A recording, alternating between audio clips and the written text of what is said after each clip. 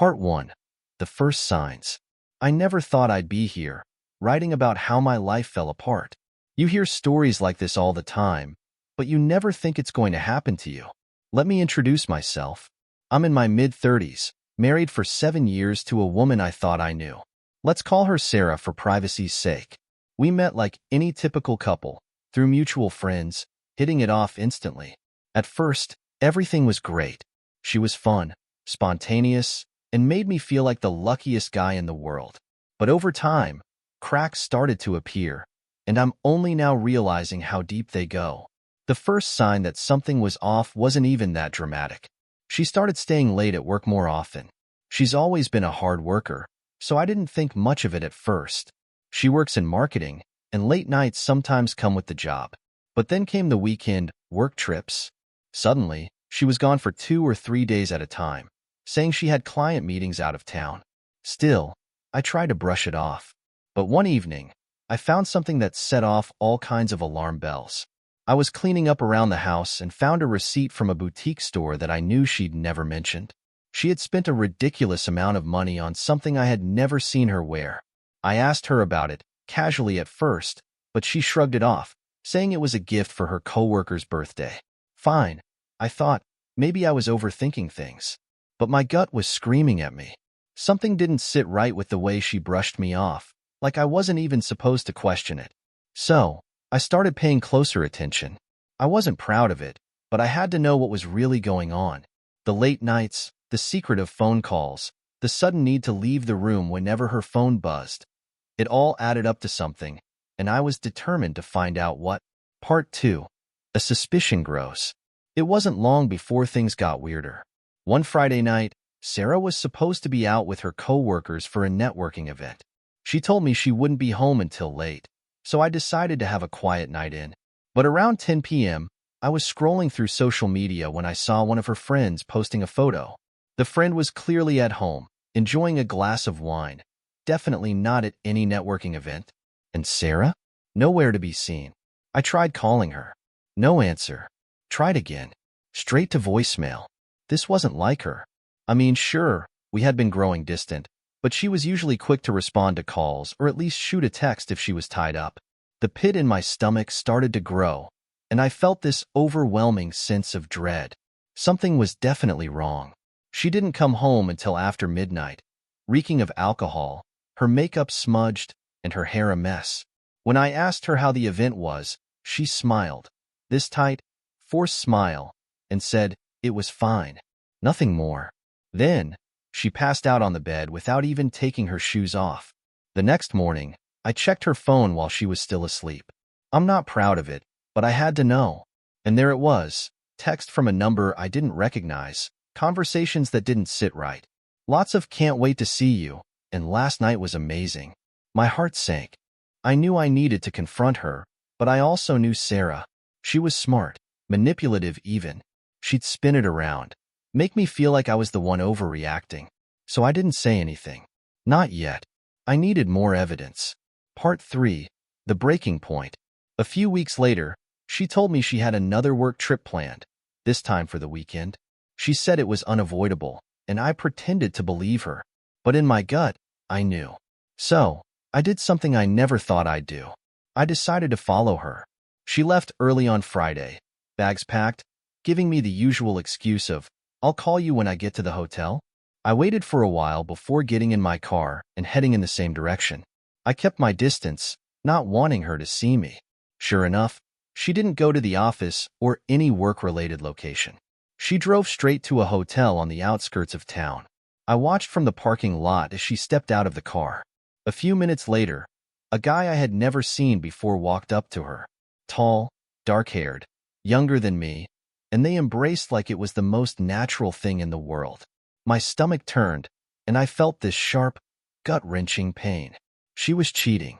I had suspected it, but seeing it with my own eyes, that was a whole different level of hurt. I couldn't confront her then. I wasn't ready. I drove home in a daze, not sure what to do next. Part 4. Unraveling the Lies. The next few days were a blur. I couldn't focus on anything except what I had seen. Sarah acted like everything was normal. She came home from her trip and even asked if I wanted to go out for dinner. It was as if nothing had happened. I decided to dig deeper. I started keeping track of her movements, her calls, and even her texts. It wasn't hard. Sarah had grown comfortable, maybe even careless, with her lies. I found out that the guy she had met at the hotel worked with her. His name was Mark, and judging by the flirty texts and late-night calls, their affair had been going on for months, maybe even longer. Still, I kept quiet. I was waiting for the right moment, the right proof. I didn't want a confrontation without something concrete. But the more I uncovered, the angrier I became. This wasn't just a fling. She had lied to me over and over again, and I had been stupid enough to believe her. Part 5. The confrontation. Eventually, I couldn't take it anymore. I had to confront her. One night, after she came home late again, I sat her down and asked her straight up, "Are you cheating on me?" Her reaction was almost comical. She laughed, actually laughed, and said, "Are you serious?" She tried to flip it around, making me feel like I was crazy for even asking. But I didn't back down this time. I told her I knew about Mark, about the hotel, about the texts. Her face went pale. For a moment, I thought she might actually come clean. But instead, she doubled down. "We're just friends," she said. "You're being paranoid." But I wasn't having any of it. I showed her the texts, the ones I had saved, and watched as her expression shifted from defensive to cold. She didn't apologize. She didn't even try to explain herself. Instead, she looked at me and said, "Maybe we should take a break." Part 6. The divorce decision. That was it. The final straw.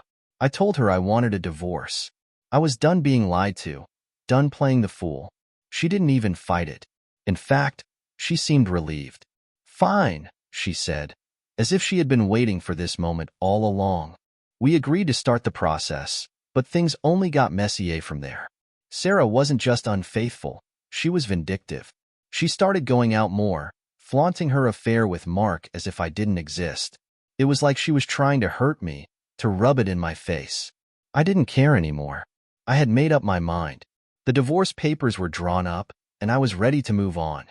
Or so I thought. Part 7. The unexpected twist. Just when I thought things couldn't get worse, they did.